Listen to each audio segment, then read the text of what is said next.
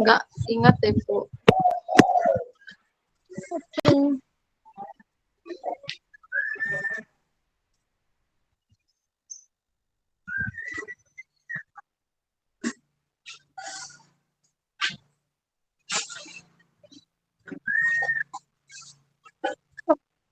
11.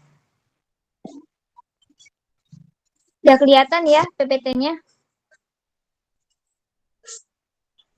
Belum, Bu. Belum, Bu. Belum, Bu. Udah berat. Ini agak delay kayaknya deh ini laptopnya.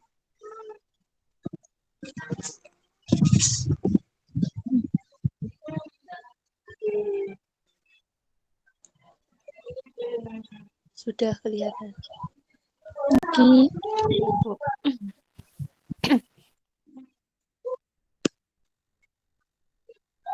Di pertemuan ke-11 ya.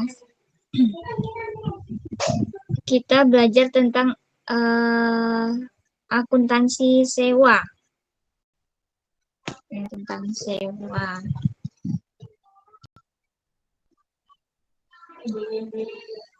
Sewa, kalau suatu perusahaan pasti apa ya, umumnya itu mempunyai sewa, atau misalnya perusahaan memerlukan alat berat ataupun gedung ataupun tanah gitu ya, yang perusahaan perlukan, rata-rata atau pasti mengenal dengan sewa, itu pasti ada. Dan kalau sewa itu tidak boleh diakui sebagai aset, karena perusahaan hanya menyewa itu barang atau alat itu milik si yang menyewakan. Jadi kalau untuk sewa alat berat ataupun bangunan dan tanah itu tidak boleh diakui sebagai aset perusahaan, karena perusahaan hanya membayar biaya sewa yang nantinya akan menjadi beban operasi, baik itu operasi biaya operasi ataupun biaya di luar operasi gitu ya. Kalau di sini aset tetap selain dibeli dapat disewa dari pihak lain. Kalau sewa biasanya juga dalam bentuk besar ya, aset tetap. Ya bisa juga dalam bentuk yang kecil, tetapi kalau namanya perusahaan, apalagi perusahaan besar ya PT, itu kalau barang yang sifatnya kecil nggak mungkin sewa, mereka akan beli gitu ya.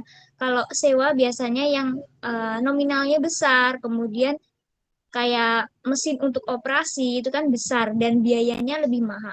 Biaya harga mesin tersebut itu kan mahal, atau ada juga nanti biaya instalasi, biaya pemeliharaan. Nah, itu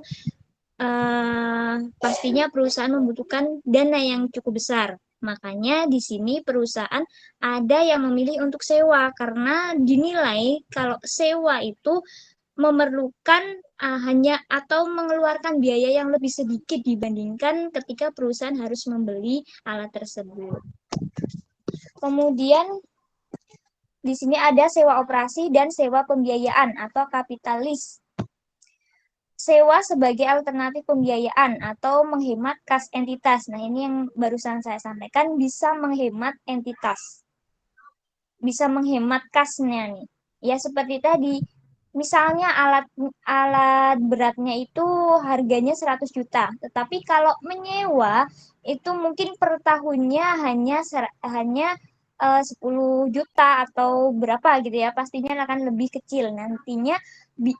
Kas yang dikeluarkan oleh perusahaan akan lebih sedikit atau bisa menghemat, karena kalau menyewa nanti ada biaya instalasi, biaya pemeliharaan, misalnya ada kendala kerusakan alat berat tersebut, otomatis biasanya nanti di awal perjanjian yang akan mengeluarkan biaya pemeliharaan itu yang yang menyewakan, bukan kita yang menyewa biasanya. Makanya di sini dikatakan bisa menghemat kas. Kemudian sewa operasi disajikan off balance sheet, tidak ditampilkan di laporan posisi keuangan, sehingga dapat meningkatkan beberapa rasio keuangan, efisien dan leverage. Kalau dilihat dari rasio keuangan, Rasio keuangan itu ada beberapa rasio. Ada misalnya kalau di sini leverage. Leverage itu bisa dinilai dari DER, Debt Equity Ratio, atau dari DAR. Atau juga bisa dari ROA, Return on Equity, Return on Asset, atau ROE, Return on Equity. Itu kalau kalian belajar nanti bisa kalian cari artikelnya, rasio-rasio keuangan itu apa aja gitu ya. Itu bisa melihat kondisi perusahaan.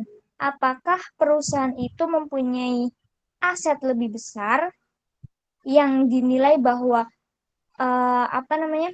hutangnya lebih besar dari asetnya, atau asetnya lebih besar dari hutangnya. Itu nanti bisa untuk mempertimbangkan keberlangsungan si perusahaan. Misalnya untuk tahun depan atau 2 tahun ke depan, apakah kondisi keuangan perusahaan itu baik atau enggak. Kemudian sewa jangka pendek. Kalau sewa jangka pendek itu pastinya kurang dari 1 tahun. Kalau yang panjang lebih dari 1 tahun atau 1 periode. Kemudian alat dapat digunakan oleh penyewa, namun aset dimiliki oleh pihak yang menyewakan. Kalau kita sewa alat tersebut, itu tidak boleh dianggap sebagai aset, karena itu bukan milik kita. Kita hanya sebagai penyewa. Makanya tidak boleh diakui sebagai aset. Yang tidak boleh dimasukin ke dalam neraca di bagian aset, itu nggak boleh, karena itu bukan milik kita. Kemudian tidak terjadi transfer ownership di akhir masa sewa. Nah, ini tergantung nih. Bisa nantinya di akhir jatuh tempo sewanya bisa menjadi milik si penyewa ataupun menjadi milik yang menyewakan. Itu nanti ada pilihan. Pilihan tergantung perjanjiannya. Nanti kalau di akhir jatuh tempo, si penyewa itu akan membeli alat tersebut dengan harga yang lebih rendah, itu bisa. Karena kalau alat itu pasti ada penyusutan, setiap tahunnya pasti ada penyusutan. Nanti kalau useful life-nya atau masa manfaatnya itu habis, pastinya nilainya akan rendah. Kemudian pemeliharaan alat biasanya oleh yang menyewakan. Biaya-biaya yang dikeluarkan untuk pemeliharaan, untuk pembenahan maupun untuk instalasi ulang itu biasanya dikeluarkan oleh yang menyewakan. Jadi kita yang menyewa tidak mengeluarkan biaya untuk pemeliharaan. Karena kalau alat itu kan ada penyusutannya nih. Misalnya 1 tahun ini alatnya masih baru, kita sewa.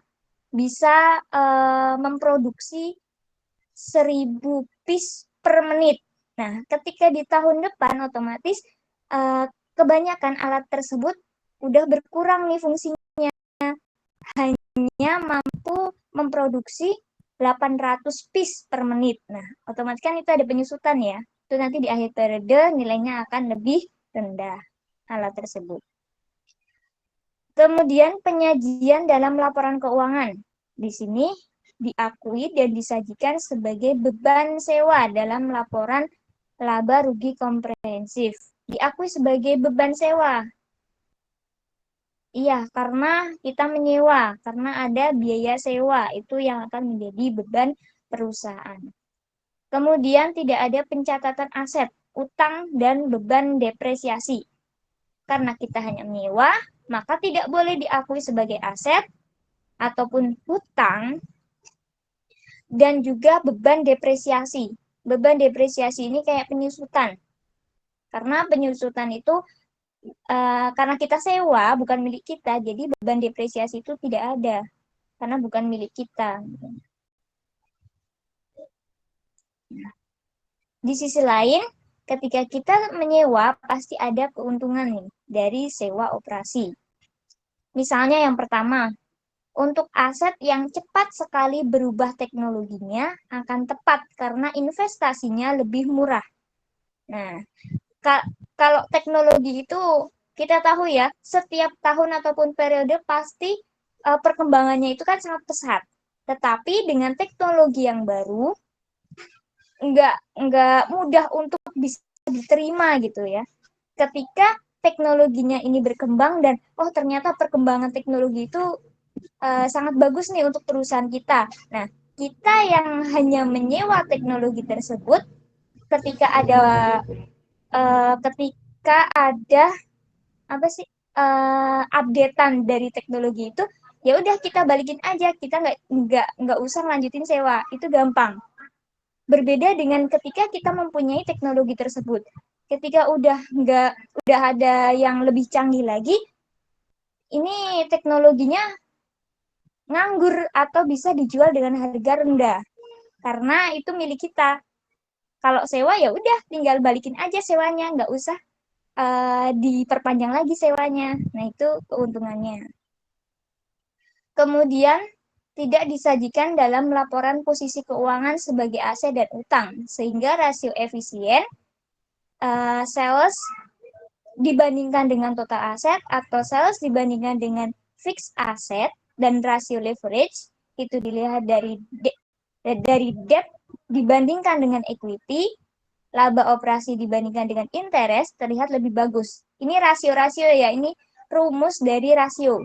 Bisa nanti kalian lihat nih, rumus dari rasio keuangan per masing-masingnya. Kemudian, entitas tidak perlu memelihara aset. Seringkali maintenance atau pemeliharaan dilakukan oleh pihak yang menyewakan. Nah, ini sebagai keuntungan kita nih dalam sewa menyewa aset. Nggak perlu mengeluarkan biaya pemeliharaan. Kemudian menghemat kas nih. Nah, ini yang sudah dijelaskan tadi, menghemat kas di masa sekarang karena biaya yang dikeluarkan sebesar biaya sewa, hanya sebesar yang di perjanjian awal. Misalnya tahun kita menyewanya untuk 5 tahun ke depan dengan harga yang sama, tetapi ketika 2 tahun sudah berjalan, itu alatnya itu tuh harganya lebih lebih mahal. Karena kan kalau ya kayak bahan baku aja tiap tahunnya pasti berubah-ubah ya harganya ya. Apalagi kayak momen-momen lebaran itu harganya sangat tinggi. Nah, ketika 2 tahun sudah berjalan, itu tahun depannya itu harganya kan lebih mahal. Tetapi di perjanjian awal untuk 5 tahun ke depan itu harganya sama. Nah, biasanya itu juga bisa akan menghemat kas perusahaan. Yang selanjutnya, selain ada keuntungan, pasti ada yang namanya kerugian. Di antaranya, entitas tidak memiliki aset untuk operasi yang disajikan dalam laporan keuangan.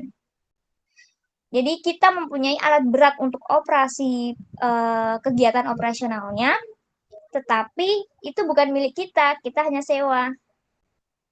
Jadi nanti di laporan keuangan kita nggak punya aset nih, aset alat berat tersebut yang kita sewa. Kemudian keberlanjutan entitas dapat terganggu jika sewa di masa akan datang tidak diperoleh. Untuk alat utama, entitas cukup berisiko jika menggunakan sewa operasi. Nah, misalnya kita sewanya 2 tahun. Ketika udah 2 tahun berjalan, biasanya kalau kita memang perlu, itu kan akan menambah sewa lagi nih untuk tahun depannya. Tetapi yang mempunyai orang yang menyewakan alat berat tersebut kepada kita, ternyata nggak bisa diperpanjang lagi nih, karena alatnya misalnya ada klien yang mau menyewa dengan harga tinggi. Nah, itu sangat beresiko. Otomatis karena kita butuh alat tersebut, kita harus mencari tender lain ya, perusahaan yang menyewakan alat berat itu gitu. Kita harus mencari klien lain nih untuk menyewa. Tetapi kalau namanya alat berat itu kan persewaan alat berat itu nggak banyak perusahaan yang menyediakan alat berat tersebut. Karena kalau perusahaannya kan banyak ya. Sedangkan yang penyewa misalnya hanya beberapa perusahaan yang menyediakan persewaan tersebut, kan otomatis itu akan mengganggu perusahaan dalam operasionalnya. Kalau perusahaan nggak dapat sewa nih, nggak dapat sewa alat tersebut gimana? Mau nggak mau harus beli. Sedangkan kalau beli biayanya lebih mahal. Nah, itu akan menjadi suatu kerugian kalau perusahaan itu menyewa. Kemudian, untuk alat-alat khusus sulit diperoleh. Memang, karena nggak semua penyewa, nggak semua yang perusahaan yang menyewakan itu mempunyai alat yang kita butuhkan untuk disewakan gitu ya. Karena kan setiap perusahaan memproduksinya berbeda-beda produknya, otomatis alatnya yang dibutuhkan itu akan berbeda. Yang selanjutnya seringkali lebih mahal daripada membeli aset. Nih apa ya, kalau akuntansi itu biasanya harus lebih detail, harus lebih rinci nih untuk menghitung sewanya. Karena kan kalau sewa setiap tahunnya bebannya oke lah lebih sedikit karena nggak ada depresiasi, nggak ada biaya pemeliharaan, dan misalnya ada kendala-kendala lain kita nggak perlu mengeluarkan biaya tersebut.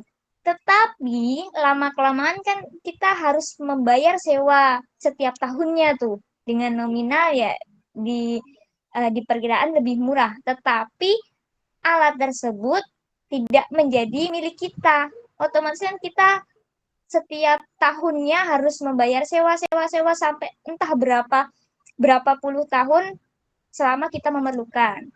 Tetapi kalau membeli membayar sekali nih, ya oke nominalnya lebih besar, tapi untuk berapa puluh tahun ke depan selama mesin itu masih bisa digunakan dengan optimal, ya udah nggak perlu sewa lagi sampai kapanpun. Jadi nggak perlu mikir biaya sewa setiap tahunnya. Kemudian tidak dapat dimanfaatkan optimal jika cepat terjadi perubahan teknologi. Nah, ini tergantung juga, karena perubahan teknologi itu nggak mudah diterima oleh perusahaan. Dan misalnya dari perubahan teknologi itu ternyata membawa dampak yang lebih buruk nih, nggak cocok nih buat perusahaan kita. Ini tergantung juga nih, tergantung masing-masing perusahaan. Kemudian penggunaan terbatas, tergantung perjanjian sewa. Nah,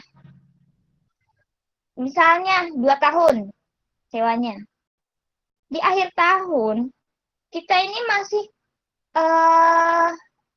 masih mempunyai target nih, harus bisa memproduksi 10.000 produk nih. Tapi ternyata besok pagi nih sewanya habis nih. Nah, karena kita tergantung dengan perjanjian.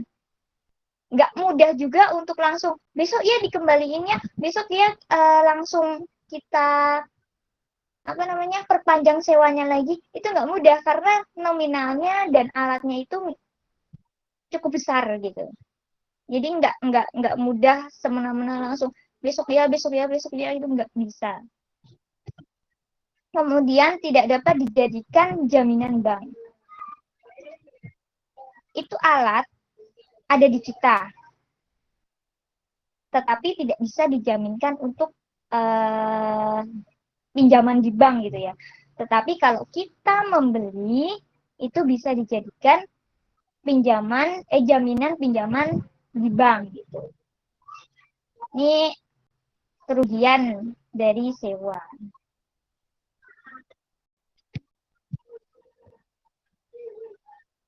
Sampai di sini ada yang mau ditanyakan dulu teman-teman? Saya Bu, ingin bertanya Bu. Oke, silakan Devi. Ketika kita menyewa mesin ya Bu ya, semisal tahun ini kita menyewa satu mesin dengan kapasitas produksi 800 PCS lah dalam 1 bulan. Nah, sebelum masa sewa itu habis, mesin itu powernya itu berkurang, jadi nggak bisa dalam 1 bulan memproduksi 800 PCS itu.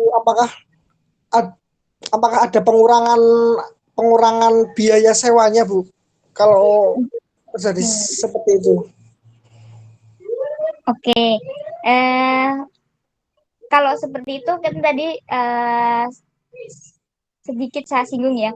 Jadi pasti perusahaan itu udah memahami tentang masa manfaatnya, Mas. Ada useful life dan itu setiap tahunnya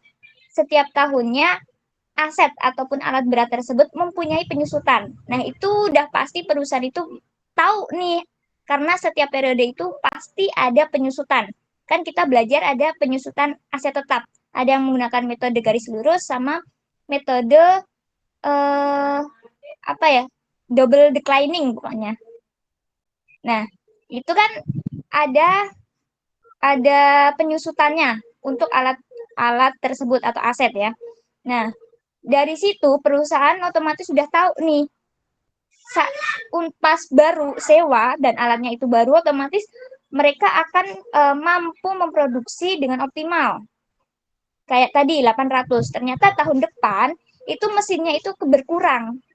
Bukan berkurang, produksinya itu udah menurun nih, optimalnya udah menurun. Hanya mampu 600 gitu kan. Nah, otomatis perusahaan nggak akan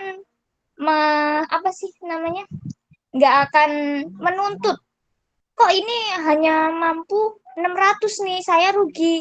Nah, itu otomatis perusahaan itu nggak bisa, kecuali nanti terjadi kerusakan atau terjadi ada instalasi ulang. Misalnya kerusakannya tombolnya nih nggak bisa dipencet, kemudian yang diproduksi itu nggak bisa keluar nih barangnya, otomatis kita lapor ke yang punya sewa. Nah, nanti yang punya sewa akan maintenance atau membetulkan. Nah, itu yang akan menjadi beban si yang penyewaan tersebut. Jadi kita nggak usah mengeluarkan biaya pemeliharaan tersebut gitu. Itu kan beda ya, efisiensi dari alat tersebut sama kerusakan itu kan berbeda. Kalau untuk masalah kuantitas yang bisa diproduksi oleh mesin, tiap tahunnya perusahaan pasti tahu ada penyusutan. Nah, kita aja misalnya beli motor nih, kan kalian pasti tahu dong, setiap tahunnya adalah misalnya awal-awal itu mampu 100 km per jam. Nah, tahun berikutnya semakin lama otomatis kan motor tersebut nggak bisa dong buat kita laju 100 km per jam. Kan itu pasti udah ada mindset di masing-masing orang kan. Itu untuk kendaraan. Dan lama-kelamaan pastinya kalian mau ngejual motor aja, pasti harganya turun. Karena apa? Udah dipakai, udah berapa tahun, ada penyusutan, ya kan? Nah, itu sama halnya kayak kita sewa alat berat. Perusahaan pasti akan mengetahui hal tersebut. Berbeda dengan kerusakan tadi, gitu. Gitu, Mas. Gimana? Iya, Bu. Terima kasih atas penjelasannya, Bu. Iya, sama-sama. Ada lagi?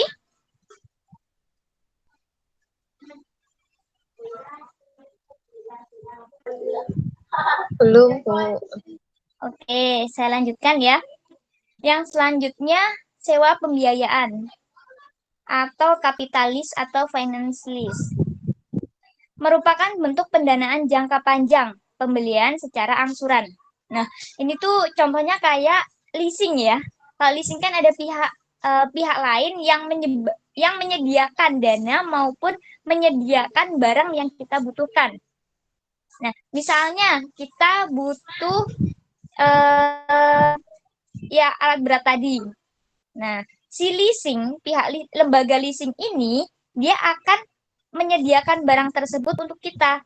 Jadi, si pihak leasing ini membeli dulu nih ke perusahaan lain barang yang kita butuhkan, nanti akan diberikan kepada kita. Nah, nanti urusannya kita dengan leasing, bukan ke perusahaan yang perusahaan yang menjual alat berat tersebut. Gitu.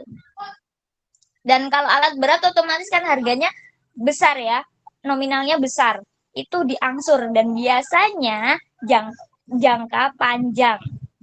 Tapi tergantung kontrak juga sih. Kalau perusahaan itu mampu membayar hanya 6 kali atau 6 bulan, yaitu termasuk jangka pendek. Kemudian sewa pembiayaan. Ini transfer risiko dan manfaat aset kepada pihak leasing.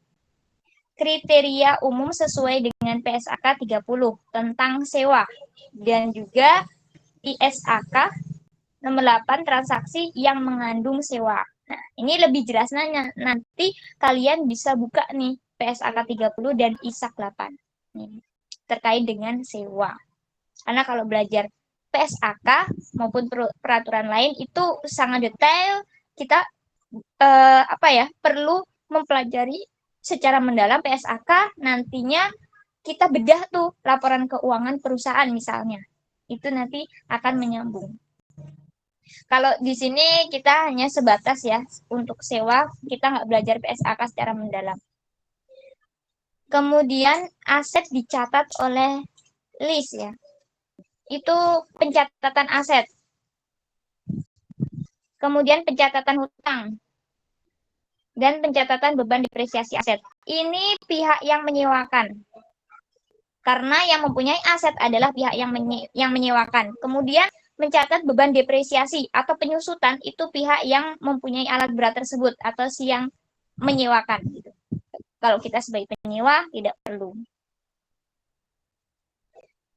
Kemudian entitas melakukan leasing 1 Januari 2010. Ini ilustrasinya nih. Kemudian masa manfaat aset tersebut 5 tahun.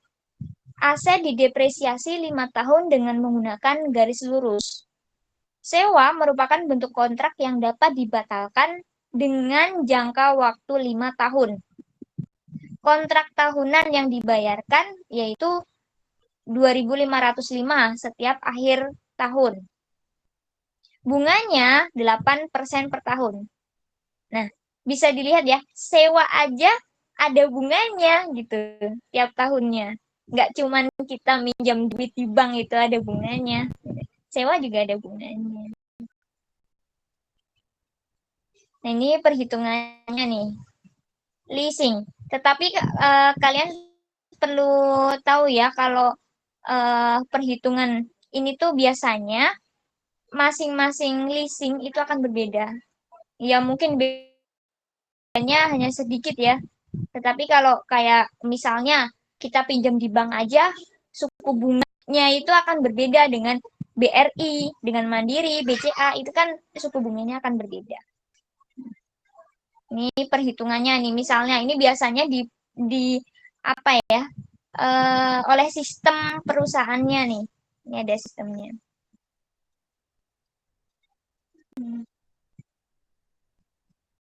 Ini misalnya hutang awalnya tahun 2010 itu 10.000. Nah, kemudian ini jangka waktunya 5 tahun. Nah, ini setiap tahunnya membayarnya 2.500. Dari 2.500 ini ternyata kita membayar bunga 800. Dan pokok hutangnya ini berkurang hanya 1.705. Sehingga untuk tahun pertama kita sudah angsur nih 2.500. Jadi sisa utangnya tinggal 8.295. Kemudian di tahun selanjutnya nih kita membayar 2.500 lagi. Oh, ternyata bunganya yang kita angsur 664. Utang pokoknya berkurang nih 1.841. Sehingga hutangnya masih 6.454. Dan seterusnya sampai angsuran yang terakhir. Ketika kita membayar sewa, maka jurnalnya biaya sewa pada kas. Ini untuk operating lease. Kalau untuk kapitalis, ini pertama, aset leasing pada utang leasing. Kita mempunyai hutang kepada leasing, 10.000. Aset kita bertambah. Iya, karena kita membelinya nggak langsung ke perusahaan yang menjual alat tersebut atau aset tersebut, tetapi kita melalui leasing, sehingga aset kita bertambah atau aset leasing bertambah 10.000, hutangnya bertambah 10.000. Kemudian ada hutang leasing, ada beban bunganya. Beban bunganya tadi 8% ya, 8% kali 10.000, maka 800. Kas, ini untuk angsurannya 2.505. Ini per tahun, ini ketika membayar angsurannya. Kemudian ada depresiasi. Depresiasi dari aset tersebut per tahunnya. Beban depresiasi pada akumulasi depresiasi. Ini 2.000, ini didapat dari karena harganya itu 10.000 dan masa manfaatnya 5 tahun. Kita menggunakan metode garis lurus, otomatis 10.000 dibagi 5 tahun. Masing-masing tahun depresiasinya 2.000.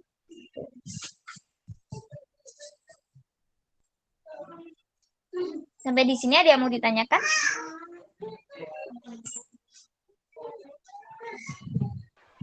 Belum, Bu. Belum, Bu. Oke. Baik. Nah, ini perbandingan operating list dan kapitalis.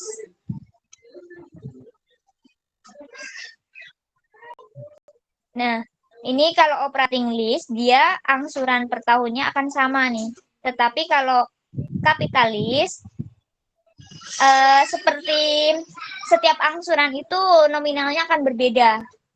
Biasanya ini mengikuti suku bunga floating, bukan flat. Kalau flat biasanya setiap periodenya akan sama. Tetapi kalau floating biasanya kan mengikuti kurs nih. Kursnya masih naik, ya nanti mengikuti, turun, ya nanti mengikuti gitu. Sehingga nanti biaya angsurannya akan berbeda. Ini setiap lembaga leasing ataupun perusahaan itu akan berbeda ya. Ini hanya contoh aja.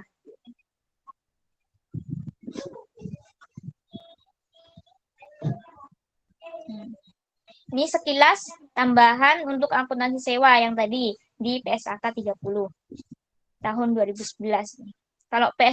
Kalau belajar PSAK itu tuh harus kudu update gitu, karena PSAK itu sering terjadi revisi atau perubahan.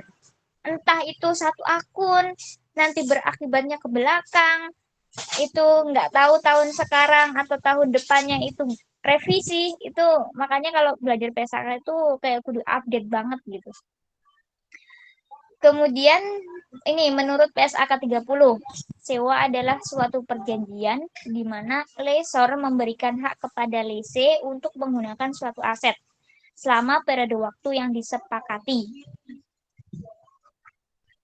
Lessor itu yang menyewakan, lessee itu yang menyewa atau yang menyewa gitu ya, perusahaan. Nah, kemudian ada ini tergantung perjanjian di awal nih yang disepakati. Mau 5 tahun, mau 2 tahun, mau 3 tahun. Kemudian 1 tahunnya misalnya mau 10 juta, apa 20 juta, itu ada di kesepakatan pertama. Kemudian ada awal sewa. Adalah tanggal yang lebih awal antara tanggal perjanjian sewa dengan tanggal pihak-pihak yang menyatakan komitmen terhadap ketentuan pokok sewa. Nih, pas perjanjian awal dikasih tahu nih, sekian-sekian. Kemudian kriterianya begini-begini, peraturannya begini-begini. Nah, itu nanti ada yang menyatakan setuju atau enggak. Ini di awal sewa. Kemudian awal masa sewa adalah tanggal saat lessee mulai berhak menggunakan aset sewaan. Awal masa sewa ketika kita menggunakan alat tersebut, alat yang kita sewakan. Lease itu sewa. Ini terkait dengan klasifikasi sewa. Ada sewa pembiayaan, adalah sewa yang mengalihkan secara substansial seluruh risiko dan manfaat yang terkait dengan kepemilikan suatu aset. Hak milik pada akhirnya dapat dialihkan, dapat juga tidak dialihkan. Nah, ini ada hak opsinya nih. Bisa nanti di akhir milik si penyewa maupun milik si yang menyewakan. Tetapi nanti pasti ada harganya nih untuk pemindah alihan kepemilikan. Nah, ini maksudnya secara substansial itu secara keseluruhan dari bentuknya, dari sifatnya, dari manfaatnya, ini substansial itu secara keseluruhan dari aset tersebut. Kemudian sewa operasi adalah sewa yang tidak mengalihkan secara substansial seluruh risiko dan manfaat yang terkait dengan kepemilikan aset. Kalau sewa operasi, yaitu mutlak hanya sewa aja. Nanti di akhir jatuh tempo, itu milik asetnya itu yang disewakan milik si yang menyewakan. Jadi istilahnya kayak hanya langsung dikembalikan nih. Nggak bisa dipindah alihkan kepemilikannya. Itu untuk sewa operasi. Klasifikasi sebagai sewa pembiayaan atau sewa operasi didasarkan pada substansi transaksi dan bukan pada bentuk kontraknya. Substansi transaksi ini sifatnya ya, bukan dari bentuk kontraknya. Bentuk kontrak mungkin panjang pendeknya gitu ya, jatuh temponya mungkin ya. Kalau bentuk kontraknya. Kemudian indikator klasifikasi ini menurut par 10 di PSAK.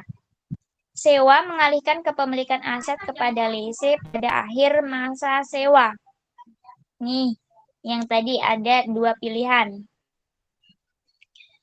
Kemudian lese mempunyai opsi untuk membeli aset pada harga yang cukup rendah dibandingkan nilai wajar pada tanggal opsi mulai dapat dilaksanakan, sehingga pada awal sewa dapat dipastikan bahwa opsi memang akan dilaksanakan. Nah, ini berbeda nih, itu biasanya ada di perjanjian akhir. Misalnya karena masa manfaat mesinnya ya, katakanlah 5 tahun. Kita sewa 5 tahun nih. Otomatis alat tersebut nanti ketika jatuh tempo selama 5 tahun tersebut, kan itu udah nggak dipakai lagi ya alat tersebut karena udah nggak punya nilainya. Karena masa manfaatnya udah habis. Nah, biasanya masih ada nilai residu. Pas dihitung ada nilai residu. Misalnya nilai residunya itu hanya 10 juta.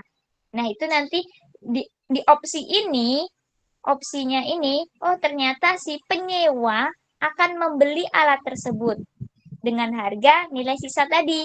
Kan otomatis harganya akan lebih rendah karena mesin tersebut sudah nggak ada nilainya sebenarnya karena manfaatnya itu 5 tahun udah habis.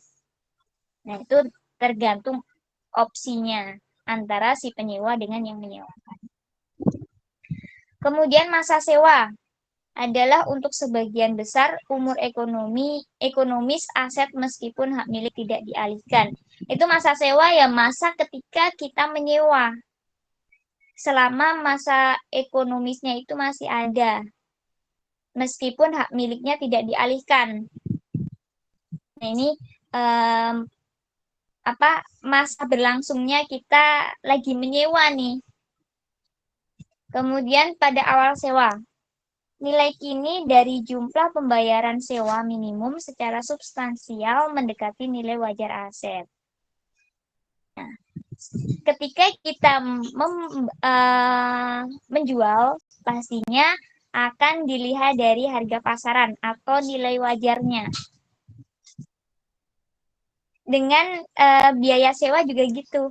Nggak langsung perusahaan itu yang menyewakan itu matok harga setinggi-tingginya gitu ya. Tetapi kita harus lihat dulu nih nilai wajar aset tersebut pantas nggak nih nilai wajarnya, dilihat dari nilai pasarnya. Nilai pasar ternyata segini-segini, oh tinggal dibandingkan gitu. Harus mempunyai nilai wajar. Kalau nggak tahu nilai wajarnya, biasanya ada pihak ketiga untuk menentukan nilai wajar aset tersebut.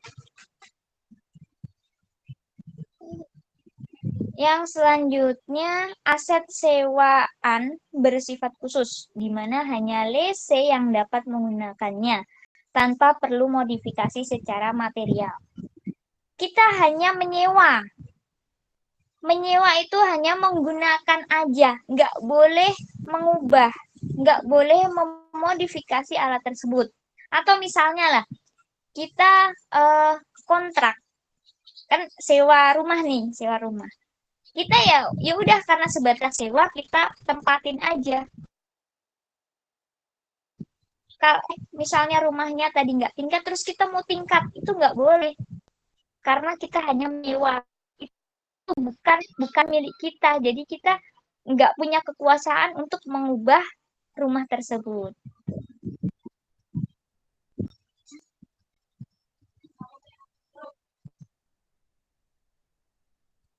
Jika lese dapat membatalkan sewa, maka rugi lesor yang terkait dengan pembatalan ditanggung oleh lese. Nah, ini misalnya kalian sewa rumahnya itu untuk 2 tahun, tetapi kalian masih 1 tahun, udah nggak mau lanjutin lagi. Nah, itu resikonya ya kalian yang menyewa.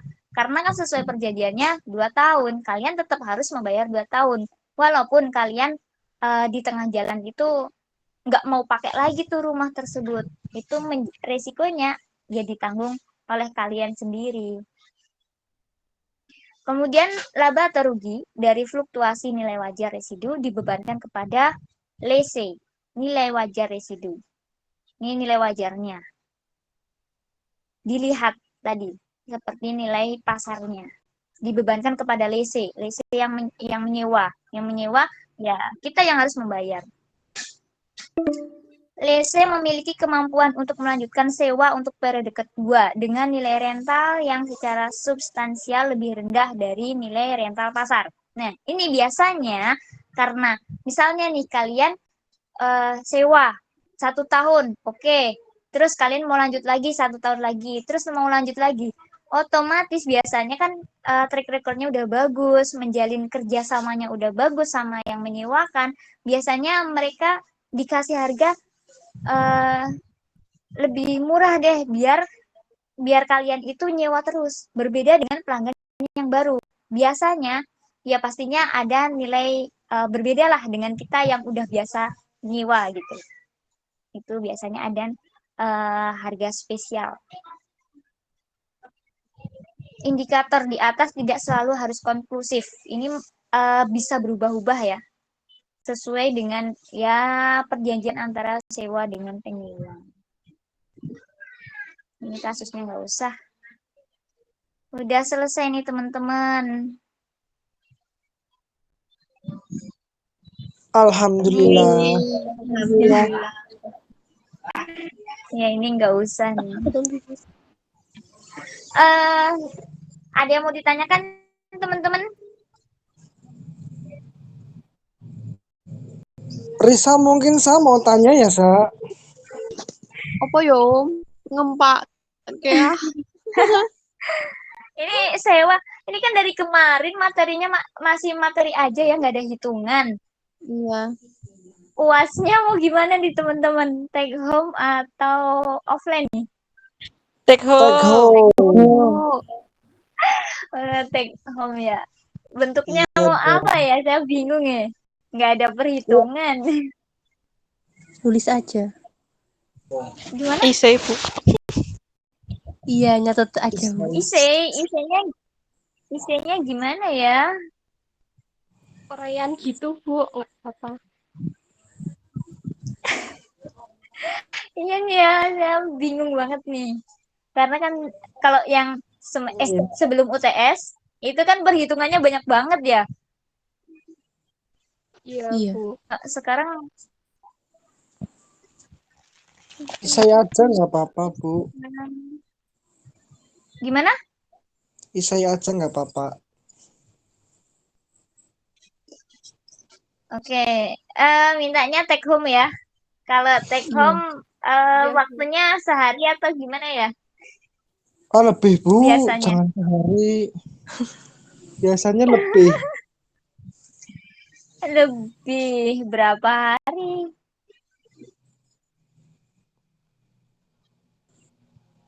Yang Berarti udah-udah nanti semisal soalnya 2 hari ya? Biasanya. Tapi ya. ada juga yang lebih. Oh, ada yang lebih. Berarti kalau take home soalnya ditambah ditambah terus tingkat kesulitannya nambah juga nggak ya? Enggak, kan. Bu. Yang gampang-gampang aja, Bu. Iya, Bu. Ya. Oke, ya udah nanti saya pertimbangkan dulu ya. Nggak tahu nih nanti pertemuan materi selanjutnya itu ada hitungan atau enggak nih belum tahu nih. Coba nanti.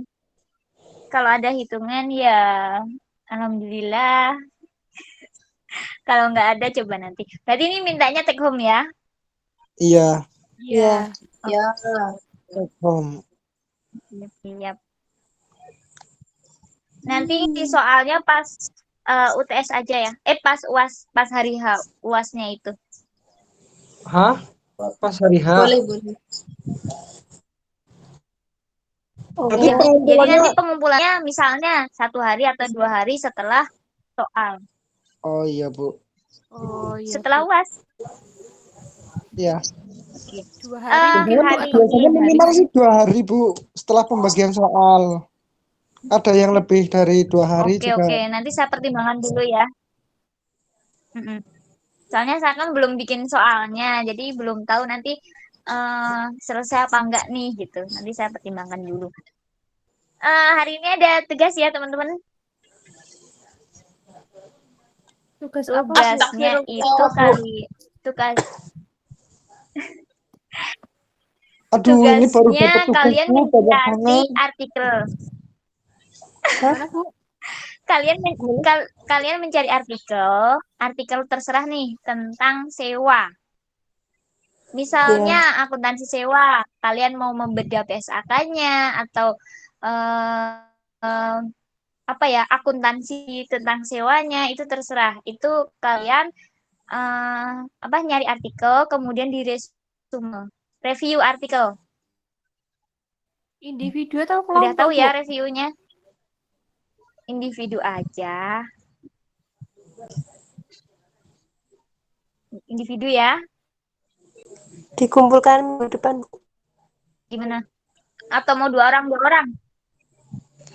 2 orang, Bu. 2 orang, Bu.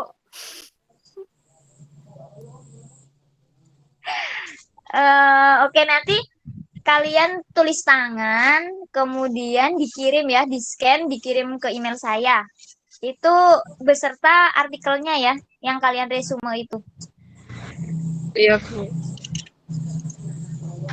Nih, artikelnya kalau bisa 5 tahun ke belakang itu minimalnya ya. Jangan sampai misalnya sekarang 2023, berarti minimal minimal itu 2018 gitu ya. Kalau 2016 kan itu udah terlalu lama. Kita biar biar ada updatean, biar ada tahu ya setidaknya 2021 atau 2022 gitu. Ini artikelnya kalian udah tahu ya, carinya di Google Scholar atau di Microsoft Academy atau di Sinta. Sinta itu ada Sinta 1, 2, 3 sampai 6. Atau kalian bisa cari di neliti.com atau bisa nyari di Scopus. Itu ini kali ini misalnya nih di Google Scholar kalian mencari akuntansi sewa.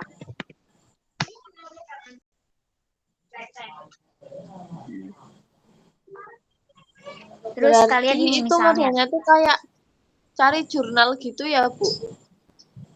iya benar. Kalau jurnal kan biasanya penelitian ya, tetapi kalau artikel Ya. itu untuk keseluruhan, entah bisa buku, entah Oh, bisa iya. tulisan orang, entah itu penelitian itu namanya artikel. Tetapi kalau jurnal kan lebih khusus untuk hanya penelitian gitu. Oh, iya, Bu.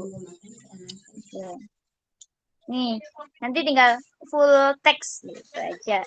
Di-download. Nanti kalian misalnya judulnya apa, yang neliti siapa, tahun berapa, dari publish-nya di mana gitu ya. Kemudian kalau ini kan akuntansi kesatuan nih, jurnal ini ya, akuntansi kesatuan. Kemudian di pendahuluan, ini tuh menceritakan tentang apa? Apa sih yang menjadi permasalahan atau latar belakang si penulis ini mengangkat judul ini? Misalnya ada fenomena bisnis dari PT bla bla bla yang apa sih mempunyai kendala tentang sewa atau apa. Nanti di bab 2 ada tinjauan pustaka. Itu biasanya ada teori, landasan teorinya, menggunakan teori apa nih. Kemudian nanti di bab 3 itu ada metode penelitian. Misalnya sampelnya menggunakan perusahaan apa, kemudian datanya diambil dari mana. Itu di metode penelitian. Kemudian di bab 4 itu ada hasil dan pembahasan. Isinya apa sih yang dibahas di artikel tersebut. Kemudian ada, ini udah mau habis ya, 1 menit, nanti dilanjut saya kasih linknya. Kemudian di bab 5 itu ada kesimpulan. Kesimpulan itu menceritakan tentang apa. Jadi yang kalian tulis itu jangan semua, jangan banyak-banyak gitu ya, jangan banyak-banyak. Inti dari artikel itu apa yang akan kalian ringkas atau resume gitu.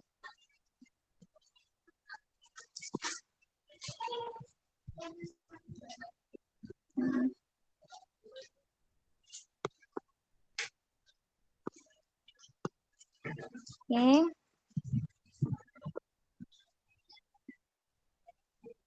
Oke, udah mau habis nih, dan